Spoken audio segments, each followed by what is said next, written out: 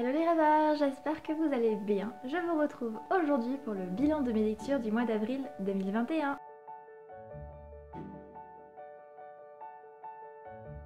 Alors pour le mois d'avril, j'ai une quinzaine de bouquins à vous présenter, un peu tous genres confondus, et j'ai surtout beaucoup de choses à dire parce qu'il y a des livres qui m'ont fait énormément réagir, certains que je n'ai pas aimés. Donc je tiens vraiment à vous en parler, j'attendais avec impatience de pouvoir faire cette vidéo parce qu'elle va être longue et j'ai vraiment des tas de choses à dire.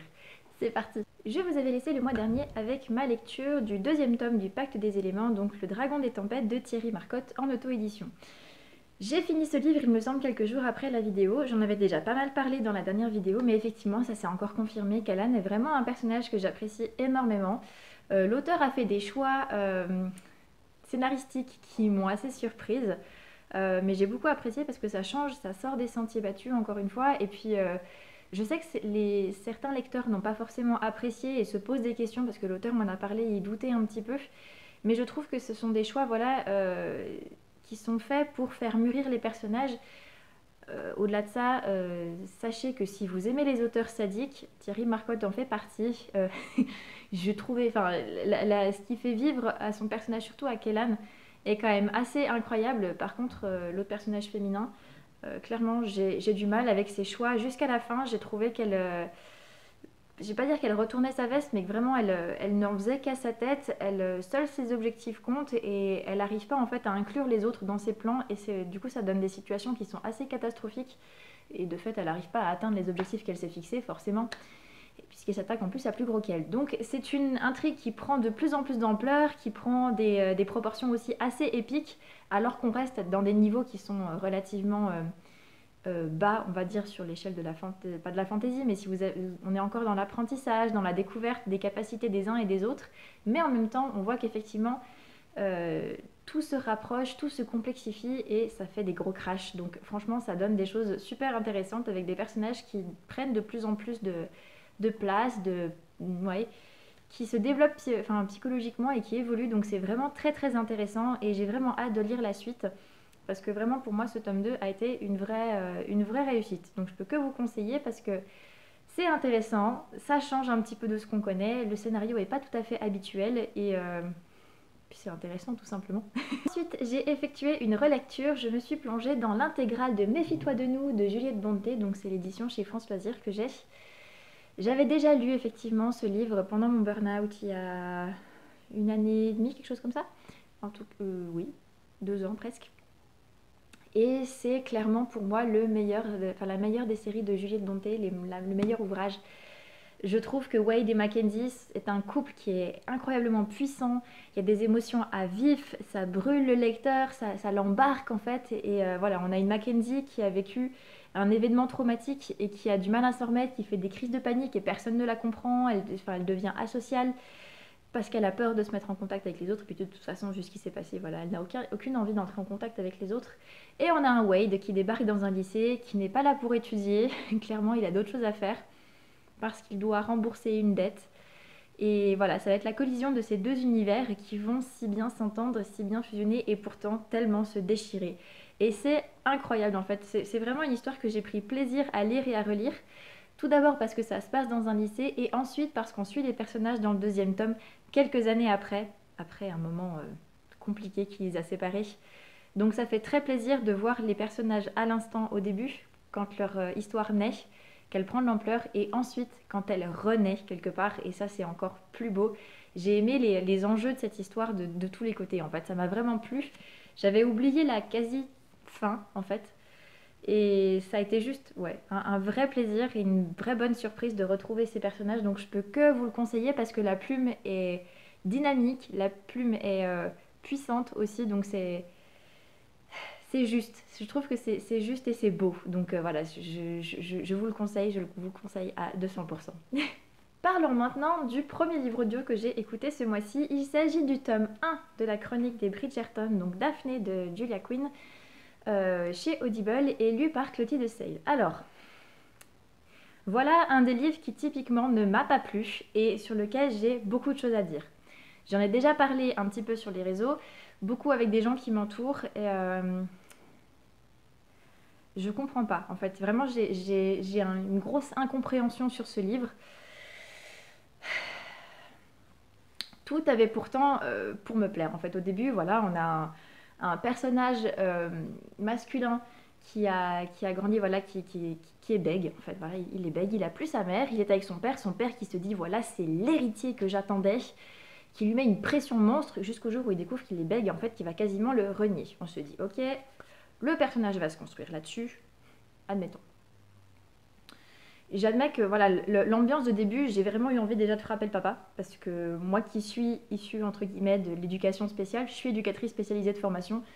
Quand on me dit qu'un bègue est un débile, j'ai juste envie de le frapper en fait. Parce que je me bats, genre, je me suis beaucoup battue contre ces idées-là, j'essaye aussi, je voudrais le faire en tout cas dans les prochains romans que je vais écrire. Donc c'est vraiment un sujet qui me tient à cœur, ça a été le sujet de mon mémoire aussi, donc voilà. Ça, on va dire que la note de départ a été un peu difficile pour moi à accepter. Et ensuite, effectivement, on a le personnage de Daphné, qui est un personnage assez, pas assez haute en couleur, mais elle a du caractère. Voilà, elle se laisse pas marcher sur les pieds, elle a grandi avec 3 frères avant elle, elle est vraiment complice avec eux. Et voilà, bah, elle désire se marier et elle ne trouve personne. Et tout le monde la considère comme la bonne copine, comme la sœur des 3 aînés Bridgerton, donc voilà. Et la rencontre de ces 2 univers, de Simon et de Daphné, va donner quelque chose de, voilà, d'assez intéressant et pourtant de rageant. Mais franchement, déjà, enfin, je vais pas cacher ce que je pense vraiment parce que je crois qu'il faut que ça sorte. Avant de lire le livre, j'étais tombée sur un post sur Instagram disant que ce livre contenait un viol conjugal. Je me dis déjà, ok, on part sur une mauvaise base, mais je vais lire, je vais voir quel ressenti j'ai dans cette histoire. Alors déjà, je vous laisse imaginer que je n'aime pas les scènes érotiques, mais vraiment, plus ça va, plus ça devient épidermique, je ne peux pas les supporter. Mais alors là, en plus, les écouter... Clotilde Seyde a un vrai don de narration, elle sait vraiment retranscrire les tons des personnages, mais ça devient extrêmement malaisant quand elle commence à lire des scènes osées, parce que bah, en fait elle met vraiment le ton, et moi j'étais là, avance rapide, avance rapide, avance rapide, rapide. Voilà. Déjà on commence comme ça, et ensuite on a en fait un Simon qui se trouve très attiré par Daphné, logique dans la romance, ils vont parvenir à un pacte, voilà, il va la courtiser pour lui attirer des prétendants, lui ça lui permet de plus être embêté par les mères qui cherchent absolument à le caser aussi. Tout le monde est censé en sortir gagnant. Qu'est-ce qui va se passer? Ils vont tomber amoureux.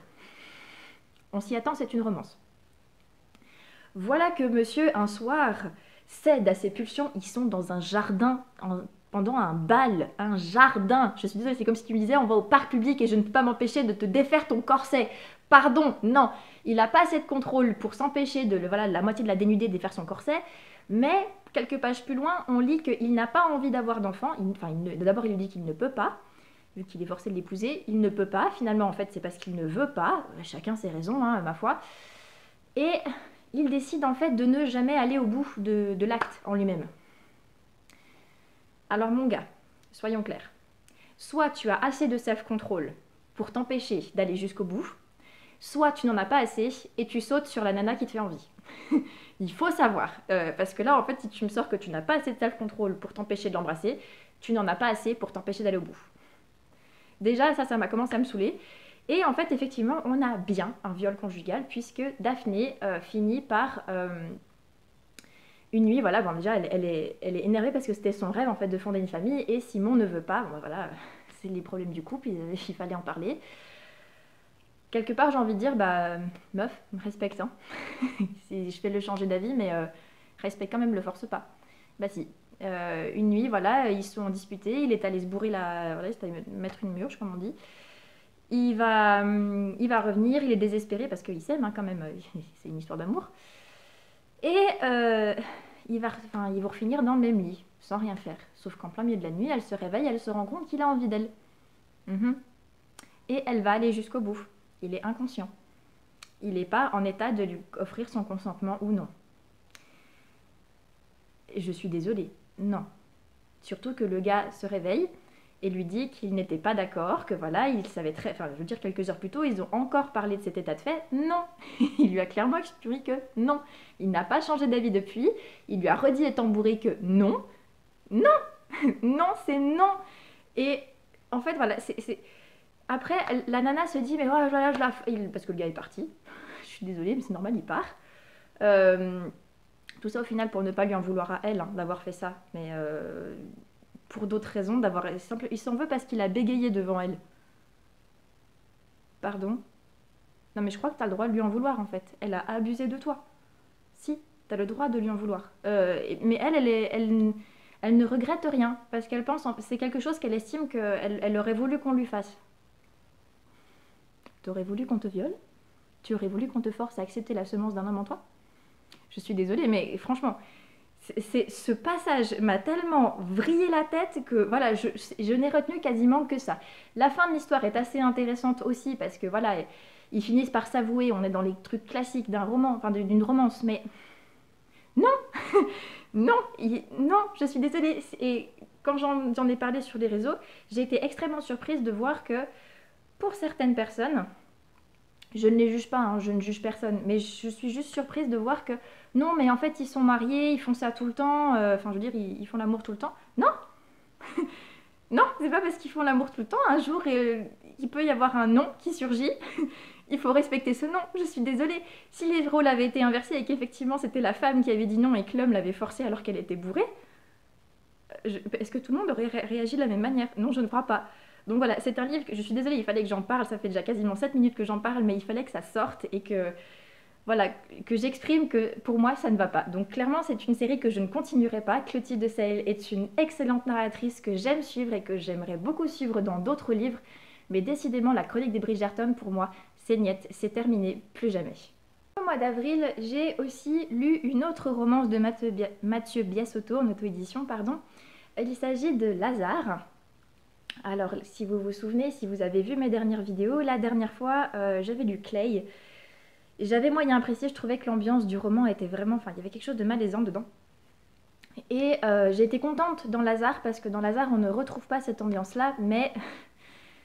Encore une fois, je suis désolée, mais il y a des scènes érotiques qui ont gâché ma lecture. Et pas simplement le fait qu'il y en ait, mais la manière dont elles sont tournées, pour moi, ça a gâché... Enfin, je trouvais la beauté de la relation entre les personnages. Après, j'ai essayé de ne pas me focaliser là-dessus et de me concentrer sur l'univers du patinage artistique qui a été très bien relaté par Mathieu Biasotto et puis par effectivement les fractures révélées par les personnages. Et ça, effectivement, ça a été une très chouette histoire parce que du coup, on découvre au fur et à mesure, encore une fois, un peu sur le mode de l'intrigue, du suspense. Ça a été vraiment très chouette à découvrir, de voir leur parcours, de voir leurs failles et de voir comment ensemble ils peuvent se guérir, comment ils peuvent s'aimer, comment voilà. Ça a été vraiment une très très chouette histoire pour ça, mais je pense que je n'irai pas d'autres histoires de cet auteur parce que clairement c'est toujours la même chose qui revient et qui me gêne en fait. Si je sais reconnaître que voilà, il a un don pour l'intrigue et pour mettre en place quelque chose qui soit haletant, qui donne envie au lecteur de continuer, je vois aussi que j'ai du mal à dépasser ces points qui me gênent et que c'est souvent ça qui me retient, enfin que je retiens à la fin, donc c'est dommage. Ce sont quand même des univers très intéressants et on sent que l'auteur, comment dire, joue avec son lecteur et prend beaucoup de références. Il se renseigne vraiment. Donc on voyage avec lui, mais voilà. Pour moi, je m'arrêterai là. Je pense que ça suffit. J'ai testé 3 ouvrages de cet auteur. C'est pas tout à fait concluant. C'est comme ça, on ne peut pas plaire à tout le monde. Dans ces ambiances-là, vous pensez bien que j'avais besoin d'une lecture un peu doudou. Donc je me suis plongée dans Aurora Squad épisode 2 de Amy Kaufman et Jay Christophe aux éditions Casterman. J'avais vraiment très envie de le lire, j'avais beaucoup aimé le tome 1. Et il faut dire aussi que je suis une vraie fan d'Illuminae, j'ai beaucoup aimé la manière dont c'est fait. Et en fait voilà, je me suis de nouveau beaucoup plu dans cette histoire qui se passe pourtant de manière plus lente que le tome 1. J'en discutais avec une autre lectrice qui l'a lu. C'est vrai qu'en fait on a une grosse partie au milieu qui n'est pas plus contemplative, mais voilà, les personnages sont plus en train de réfléchir à comment ils vont pouvoir agir et ils sont souvent empêchés d'aller jusqu'au bout de leur plan. Et puis d'un seul coup, je crois que dans les 100 dernières pages, on a une révélation de fou, on a des captures, on a des machins, et là on se dit je sens que ça va pas bien se terminer cette affaire. Je le sens pas. Je le sens pas du tout, et on a raison. Parce qu'encore une fois, on tombe sur un cliffhanger qui est... voilà. Mais c'est une série qui est vraiment très intéressante. Et pour une fois, l'alternance des points de vue des personnages, il y en a quand même 6 au départ, il me semble. 1, 2, 3, 4, 5, 6, 7 même. Bah là, du coup, on a 6. ça reste quand même... on ne se perd pas. Moi je trouve qu'on ne se perd pas du tout et c'est parce que chaque personnage en fait a sa manière de penser, ce qui fait que même s'il y a des similitudes peut-être dans la narration, il y a quand même des grosses différences parce qu'ils parlent pas de la même manière, ils n'ont pas le même genre de pensée. Donc c'est assez intéressant. Et puis on découvre certains nouveaux personnages, enfin certains aspects plutôt, certains aspects des personnages qu'on n'avait pas vus avant. Donc par exemple Zilla, voilà, qui se dévoile un peu plus et j'aime beaucoup. Vraiment c'est une suite que j'ai beaucoup appréciée et j'ai vraiment hâte de lire la suite. Donc je peux que vous la conseiller si vous aimez la science-fiction. Si vous n'êtes pas trop science-fiction, bah tentez si vous voulez, mais vraiment pour moi j'ai beaucoup apprécié. En plus voilà le petit côté romance dedans m'a beaucoup plu, donc c'était très chouette, vraiment. Au mois d'avril j'ai eu envie de pas mal de romances, donc je me suis plongée dans le tome 2 de Bay Village, Diamant et mauvais karma de Tamara Baliana en auto-édition. Alors je me souviens que pour le tome 1, Coup de foudre et quiproquo, j'avais trouvé que c'était un peu trop rapide, un peu trop, comment dire, il y a un peu trop de scènes osées, enfin voilà, de sensualité dedans. Je dois avouer que pour ce tome 2, la tonalité est totalement différente. Et là par contre, ce n'est pas du tout... Enfin, j'ai plus eu l'impression d'avoir la plupart du temps un contemporain, avec deux personnages qui se côtoient sans vraiment se rencontrer, puisque de fait ils évoluent dans deux univers un peu différents, jusqu'au moment où, clac, la rencontre se fait, et finalement en fait il y a étincelle. Mais l'étincelle se produit quand même sur la deuxième partie du livre, et je vous avoue, voilà, j'étais un peu perturbée. C'était pas vraiment ce que j'attendais. J'avais envie d'une romance un peu toute douce, voilà. C'est pas vraiment ce que j'ai eu. Je sais pas du coup si je continuerai la série, parce que le dernier personnage m'intéresse bien. Mais bon, la narration a été très fluide et c'est toujours un plaisir de lire Tamara Baliana. Mais j'avoue que voilà, j'ai été un petit peu, peut-être un petit peu surprise effectivement des choix scénaristiques parce que j'ai trouvé que ça mettait très longtemps à se mettre en place. C'était des choix nécessaires. On comprend de toute façon à la fin pourquoi ça s'est passé comme ça, mais j'ai trouvé quand même qu'il y avait des longueurs. Voilà, c'est tout ça pour dire ça. Il y avait un peu des longueurs et puis ouais, même si les personnages étaient assez intéressants au niveau psychologique, assez drôles dans leur répartie, je sais pas, je les ai trouvés choux et en même temps effectivement je crois que ces longueurs m'ont un petit peu empêché d'apprécier totalement l'histoire. C'est dommage, mais je réfléchirais peut-être à lire Fashion Victim, je crois, et Volte-Face. À voir. Dans l'esprit romance, je me suis ensuite plongée dans une duologie, dans Ce qui ne te tue pas et Ce qui nous consume de Georgia Caldera aux éditions J'ai lu. Je vous ai déjà répété dans cette vidéo que voilà, j'avais du mal avec les scènes osées. C'est un petit peu ce qui m'a retenu au départ d'acheter en fait à leur sortie ces livres. Ce qui m'a retenu voilà, de les lire pendant un petit moment alors qu'ils étaient dans ma palle, alors que j'avais vraiment envie de les lire. Finalement, je me suis plongée dedans. Alors effectivement, les scènes osées m'ont gênée dans le tome 1. Puis au bout d'un moment, j'ai dit, bah écoute Charlène, t'es pas là pour lire ça.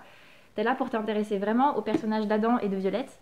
C'est ce que j'ai fait, donc j'ai tout simplement, voilà, j'ai banni de ma lecture les scènes osées. Dès que je voyais que ça commençait un peu à monter en, voilà, je tournais les pages vite fait, je passais au chapitre suivant et c'est allé beaucoup mieux. À partir de là, j'ai vraiment pu me concentrer sur l'aspect psychologique des personnages, sur leurs failles, sur leurs faiblesses et surtout sur leur façon de surmonter leurs épreuves parce que voilà, on a un Adam qui se fait maltraiter physiquement par son père depuis son enfance et qui a un mal-être en lui. Voilà, enfin, il se scarifie aussi parce qu'il faut qu'il fasse sortir son mal-être. Et à côté de ça, on a une Violette qui, elle, a été mobée, enfin, elle a été, comment dire, traînée dans la boue, mais alors à un point qu'on n'imagine même pas. Après une soirée trop arrosée où en fait il y a des garçons qui ont profité d'elle et qui l'ont prise en photo. Et en fait, tout le monde a cru que c'était elle qui les avait chauffés. Et ça s'est retourné contre elle, même ses amis, en fait tout le monde l'a laissé tomber, alors qu'elle n'était pas responsable, c'était pas elle. Elle était la victime, et elle a été considérée voilà, comme une salope tout simplement.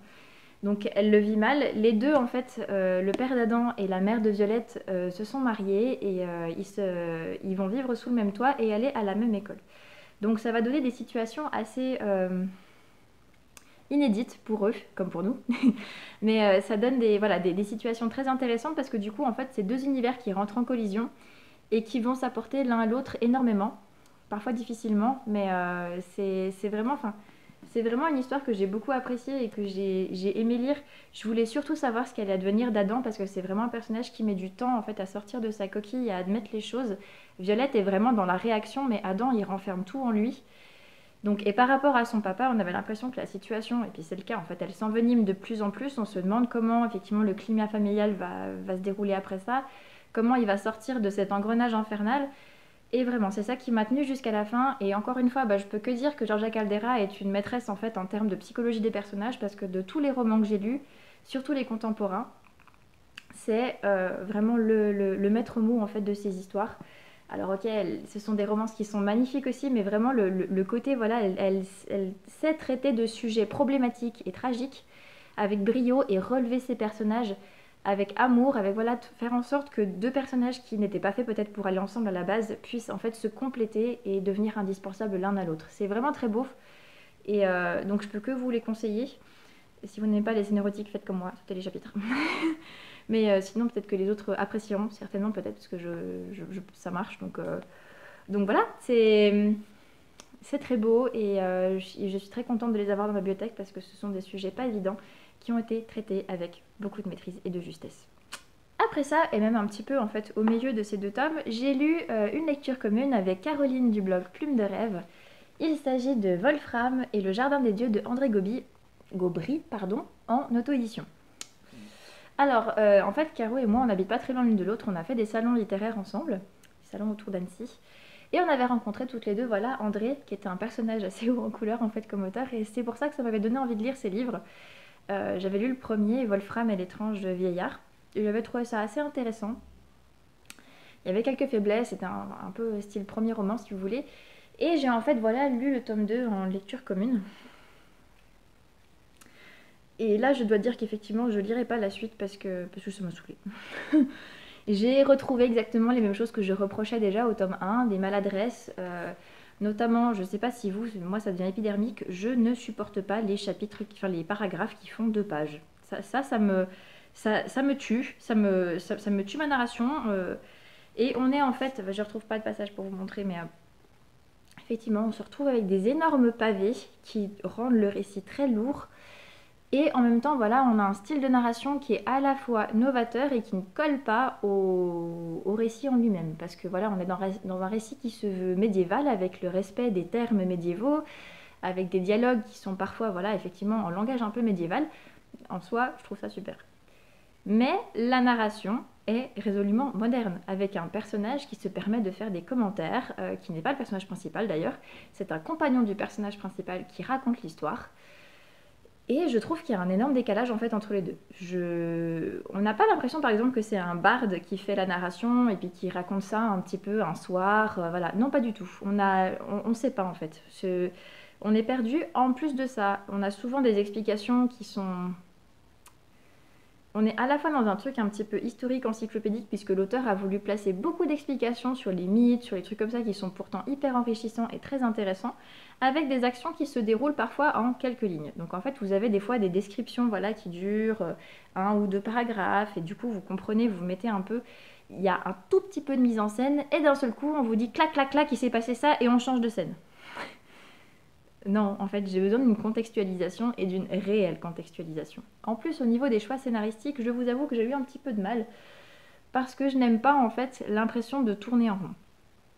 Or, c'est clairement quelque chose qui a été choisi ici. On a un personnage qui arrive dans une situation qui devient problématique et qui fait le choix d'aller sauver les siens d'une certaine manière et qui va se retrouver en fait juste à l'instant T avant que tout ne bascule. Donc en fait, tu es en train de me dire que tout ce qui s'est passé depuis ton instant T, là, tu l'as oublié. Tu es revenu là et on recommence l'histoire. Ça, c'est typiquement le genre de scénario que je ne supporte pas. C'est personnel, mais j'ai vraiment du mal. En plus de ça, je ne comprends pas parce que justement, le narrateur de l'histoire est avec le héros, était avec le héros quand ils sont passés de l'instant machin à revenir à l'instant T. Ils ont tout oublié. Comment il peut raconter l'histoire ? Voilà. En plus de ça, on a un changement de... Je trouve, c'est l'épopée de Wolfram. C'est le tome 2 de l'épopée de Wolfram. Mais la mise en lumière dans ce tome 2 est faite au narrateur, à Jay. Jay, qui est un compagnon magique. Il va lui arriver d'énormes trucs, mais c'est un peu toujours lui qui apporte le truc, voilà. Et si Wolfram a grandi, je crois qu'il a 14 ans maintenant, ça reste... on a l'impression qu'il est un petit peu accessoire parce qu'on suit toujours les actions de Jay. Bien. Mais du coup, c'est toi qui brilles dans ce tome-là. Donc c'est dommage parce que ce n'est plus l'épopée de Wolfram, c'est l'épopée de Jay. En plus, il y a plein de choses qui sont présentées, qui ne sont pas expliquées. L'intervention d'un moine tibétain, je crois. Et puis qu'est-ce qu'il vient faire là? Comment il peut être là? Donc si vous voulez, il y a beaucoup de choses qui sont mises, mais il y a beaucoup trop de maladresse pour moi et ça finit par me gonfler. Du coup, j'ai survolé parce que ça me fatiguait. Ça me fatiguait, j'étais pas prise dans l'histoire, je trouvais rien d'intéressant. Puis en plus de ça, effectivement, quand je commençais à trouver ça peut-être intéressant, on me décide de faire revenir à l'instant, enfin au début. Non, j'aime pas ce genre de choses. Donc voilà, pour moi, ça sera la fin. Je lirai pas la suite, même s'il y avait effectivement des choses intéressantes. Et puis voilà, ça manque de contextualisation, ça manque de détails. Et pourtant, des fois, c'est un peu trop détaillé. C'est un équilibre, je trouve, qui n'est pas trouvé. Et c'est vraiment dommage. Parce que ça, il y aurait eu matière à faire quelque chose de vraiment très intéressant. Si vous avez suivi le book haul que j'ai fait il y a une semaine, vous savez que j'ai reçu un roman graphique qui s'appelle Ils se marièrent et eurent beaucoup d'enfants, ou pas, de Claire S2C, aux éditions MAM. J'ai vraiment beaucoup aimé, enfin en fait je l'ai lu quasiment à sa réception, le lendemain je crois que j'ai dû tenir 24 heures avant de le dévorer. C'est un roman graphique qui m'a énormément touchée, que j'avais envie de lire depuis des semaines, depuis que je l'ai remarqué dans un classement Aletheia pour Noël. Je trouve que le thème voilà, de ces parents qui ont du mal à avoir un enfant, mais qui ne veulent pas forcer les choses, pas faire de procréation médicalement assistée, qui ne veulent pas avoir de mère porteuse ni de ces choses-là, je trouve que c'est un très beau parcours, surtout qu'en plus ça parle de la nanopro-technologie, il me semble, qui parle en fait de quelque part de réparer en fait ce qui est cassé dans le fait de procréer. Je trouve que c'est une très belle histoire en plus qui est racontée avec beaucoup de justesse, sans jugement, sans personne, mais avec des rappels, voilà, enfin, c'est vrai que un couple qui se marie, on attend en fait qu'ils aient des enfants, et puis c'est vrai que l'attente, voilà, quand elle se prolonge, le regard des autres change, et y a toujours des gens pour moraliser un petit peu et tout ça, enfin, tu devrais perdre du poids, tu devrais tout... Il y a beaucoup de remarques qui sont faites et qui sont faites avec beaucoup de justesse, les dessins sont très très jolis, tout est, voilà, enfin, coloré, et en même temps, voilà, enfin, j'ai trouvé que c'était vraiment très doux, très beau, et en même temps ça cache pas la douleur qu'il peut y avoir dans ces étapes de vie qui sont difficiles pour ces couples en espérance. Et en même temps, voilà, ça parle de foi, ça parle d'amitié, ça parle d'amour, ça parle de tellement de choses. Donc c'est un roman qui est très optimiste, qui est très beau et qui invite vraiment à l'espérance et à remercier pour le don de la vie, vraiment. Parce que encore une fois, l'auteur, elle le redit bien, un enfant, c'est un cadeau et il faut pas l'oublier, c'est pas un dû, c'est un cadeau. Et je trouve, enfin, voilà, j'ai trouvé elle osait dire les choses avec audace, mais aussi avec beaucoup d'amour, parce qu'il y a des fois, il y a des choses qui doivent être dites avec vérité. Et je peux que vous le conseiller, parce qu'il est, encore une fois, c'est une thématique, je trouve qu'on n'aborde pas forcément assez. Et surtout abordé comme ça, je trouve que c'était super, super top. C'est juste un témoignage vrai qui fait du bien à lire. Après ça, retour à la romance avec Secret Girl d'Adeline Diaz aux éditions Elixiria. C'est une petite romance que j'avais envie de lire depuis longtemps et j'étais très contente de retrouver la plume d'Adeline et de découvrir cette histoire que je ne connaissais pas encore. J'ai beaucoup apprécié en fait cette petite plongée dans une histoire qui est assez courte mais qui ne donne pas l'impression que cela va trop vite entre les personnages. On a deux personnages, voilà, une héritière qui décide de fuir de Paris et qui va se retrouver en fait dans un petit village un peu paumé dans le nord de la France et puis qui va être prise en charge entre guillemets un peu malgré lui par un libraire et par son fils.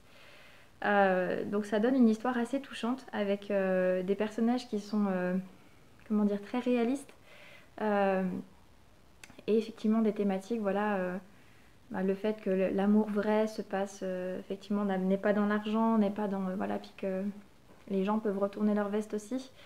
Il y a beaucoup, enfin je trouve qu'il y a des jolis messages dedans et c'est une histoire qui fait juste du bien en fait. On a l'impression de voyager un petit peu dans le nord de la France et d'être auprès de ces personnages qui sont un peu fracturés par la vie et puis qui vont encore une fois apprendre à se soigner un petit peu l'un par l'autre, même si c'est pas évident, et puis qu'au final en fait la confiance peut reposer sur rien du tout. Donc voilà, c'est une chouette histoire que j'ai apprécié de lire et j'espère lire du coup une autre histoire d'Adeline Diaz assez rapidement. Parlons maintenant de l'une des dernières histoires que j'ai lues en entier pendant le mois d'avril. Il s'agit de Voisins, amis et rien de plus de Anna Prémoli dans la collection Piment de chez France Loisirs. Et là, à ma plus grande surprise, ça a été la romance que j'avais envie de lire en fait. Elle correspondait totalement à ce que j'avais envie de lire et j'ai juste totalement adhéré à l'histoire. On a en fait une Julie voilà, qui a 36 ans et non pas 40 comme c'est marqué dans le résumé, qui vit dans son loft, qui écrit des histoires, des genres à la Régence, et qui est un peu dans la vieille école. Elle fait pas du tout attention à ce qui se passe côté people, côté actu. Elle est dans son monde de romance historique. Avec les codes, effectivement, elle aimerait rencontrer un espèce de monsieur Darcy, voilà, quelqu'un comme ça. Et voilà que arrive un petit jeune, chanteur d'un groupe de rock très connu, qui va s'installer au-dessus de chez elle. Adieu la tranquillité, voilà, donc elle va essayer quand même d'aller le voir et lui dire écoutez, vous pourriez faire un peu moins de bruit, voilà. Et ils vont apprendre à se connaître, voilà, et devenir du coup voisins, amis et rien de plus. Parce qu'ils ont 11 ans de différence et pour Julie, non. Elle ne veut surtout pas qu'il se passe quelque chose avec lui. Avec. Je sais même plus son nom. C'est dommage. C'est Adam, je crois. Non, je sais plus. Bref, elle ne veut surtout pas qu'il se passe quelque chose avec ce rocker. Sauf que voilà, ils se rapprochent, ils ont vraiment beaucoup de points en commun, ils sont très très amis, et puis voilà, les choses vont peut-être se passer quand même, mais tout se fait doucement et se fait surtout sous couvert de beaucoup d'humour. Et j'avoue que là, j'ai beaucoup apprécié parce qu'on est beaucoup dans le dialogue, et enfin c'est toujours en mode toi la vieille mamie, toi le petit jeune, enfin il y a beaucoup de choses. En plus, on a une voisine de palier un peu acariâtre qui est en fait pas si acariâtre que ça, enfin on a pas mal de personnages et ça donne des histoires assez entraînantes et assez justes. Il y a au final, je crois, peut-être 2 scènes, voire une vraiment détaillée. C'est érotique, donc du coup, on est vraiment dans autre chose. Et ça m'a vraiment plu. Je l'ai lu en 24 heures, je crois, donc vraiment, ça a été presque un petit coup de cœur en fait pour moi. J'étais juste vraiment bien dans cette histoire, avec cette héroïne qui quelque part me correspond. Elle écrit des romans, elle est dans les vieux codes, elle voudrait que ça se passe comme ça se passe pas comme ça. C'est avec un gars qui est plus jeune qu'elle et bah, ils vont défier quelque part voilà, comment ça se passait, malgré les difficultés, mais c'est vraiment, voilà, c'est une histoire que j'ai trouvée très chouette, qui est très dynamique. Et encore une fois, les dialogues font beaucoup, mais pas que. Il n'y a pas que ça, il y a vraiment de la profondeur. Donc c'était vraiment, vraiment très chouette. Je ne peux que vous le conseiller parce que elle m'a vraiment, enfin peut-être que c'est la romance que j'ai le plus aimée en fait ce mois-ci. Parlons maintenant de la dernière lecture entière voilà, que j'ai faite ce mois-ci. C'est un livre pas que je traîne, mais que je lis en fait depuis 2 ou 3 mois.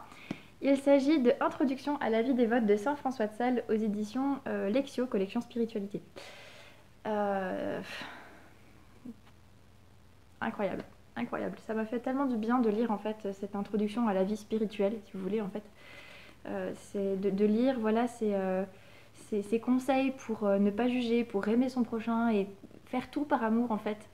Et ça a été très beau voilà, de lire ce livre qui est assez gros en fait, parce qu'il fait 500 pages. Mais les conseils sont... Enfin, je veux dire, ce sont des petits chapitres en fait qui font 2 à 3 pages, parfois un petit peu plus, mais ce sont des réflexions qui poussent vraiment voilà, à se questionner sur sa manière de vivre, pas tant sa moralité, mais sa manière de vivre sa foi, son amour aux autres, son amour à soi aussi, et de vivre l'humilité. Qu'est-ce que l'humilité? Enfin voilà, il y a beaucoup de choses qui font réfléchir, qui se disent bon voilà, on voit les choses en face, c'est comme ça que ça se passe. Et voilà, c'est vraiment, c'est pas du tout, enfin ça ne juge pas mais ça remet les choses en place. Et c'est précieux.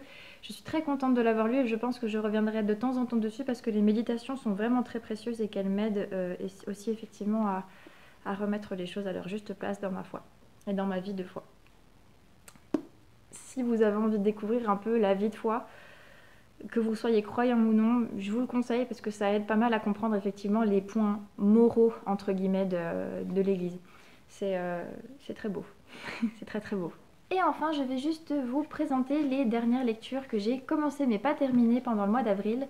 La première étant un nouveau livre audio, L'Exil des anges de Gilles Le Gardinier aux éditions Lizzie, je crois, mais chez Audible, lu par Bernard Gabet. Et si vous vous demandez qui est Bernard Gabet, en fait, c'est la voix française de Iron Man, donc de Robert Downey Jr.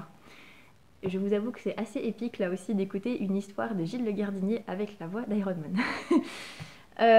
J'ai aussi commencé Rebelle du désert de Alwyn Hamilton chez François Dire, donc là c'est l'intégrale. Là aussi j'aurai pas mal à vous dire en fait le mois prochain. Je l'ai lu en une semaine, je crois. Je me suis mis un coup de pied aux fesses pour le lire rapidement. Mais j'aurais pas mal de trucs à vous dire là-dessus. Et j'ai commencé aussi l'Adoration au cœur du monde de Monseigneur Dominique Rey aux éditions des Béatitudes. Par contre, du coup, ce livre-là, et même s'il est tout petit, qui fait que 180 pages, je le lirai, je pense, très doucement, puisque je ne le lis que quand je vais à l'adoration, donc c'est-à-dire une fois par semaine. Enfin, je prends le temps de me poser avec le livre, et peut-être pendant 20 minutes pendant mon adoration, donc je vais le lire doucement parce que j'ai envie de le savourer et de laisser les mots de Monseigneur Dominique Rey pénétrer en moi et changer encore une fois des choses en moi, augmenter l'amour. Donc voilà. C'est un... Déjà, j'ai lu 18 pages, mais c'est un très beau livre qui a déjà fait monter des larmes à mes yeux, donc je ne peux que vraiment vous le conseiller déjà, mais je vous en parlerai de toute façon, je vous ferai un petit update tous les mois si je n'ai pas fini le mois prochain, si voilà, je vous en reparlerai bientôt. Et voilà, ce sera tout pour le mois d'avril. Donc effectivement, j'ai encore fait une vidéo très longue, je suis désolée, j'avais besoin de parler, j'avais besoin de lâcher ce que je ressentais par rapport à Wolfram, surtout par rapport à la chronique des Bridgerton, par rapport à beaucoup de choses, je n'ai pas mâché mes mots, il fallait que j'en parle. J'espère que cette vidéo vous aura plu, n'hésitez pas aussi à me partager votre avis en fait sur les lectures que je vous ai présentées, si vous les avez aimées, si elles vous font envie, si au contraire vous ne les avez pas aimées. N'hésitez pas à me faire part aussi si vous avez des coups de cœur, des belles découvertes pendant le mois d'avril. Je vous retrouve le mois prochain, je pense, pour le book haul et pour le bilan. Comme vous avez pu le voir, j'ai déjà pas mal de choses que j'aimerais vous dire, notamment sur Rebelles du désert. Il y a pas mal de livres qui me font réagir quand même ces temps-ci, hein. Mais je suis contente de pouvoir vous en parler. Je vous remercie d'être là encore une fois, de me soutenir, d'avoir regardé jusqu'ici. Et si vous voulez échanger, on échange dans les commentaires, toujours avec respect, bienveillance, et je vous lis toujours avec plaisir. Passez un excellent mois de mai. Passez un excellent mois de mai, en espérant que le soleil revienne bien et la chaleur aussi. Et je vous souhaite d'excellents rêves, qu'ils soient en mots ou non, et je vous fais plein de couteaux.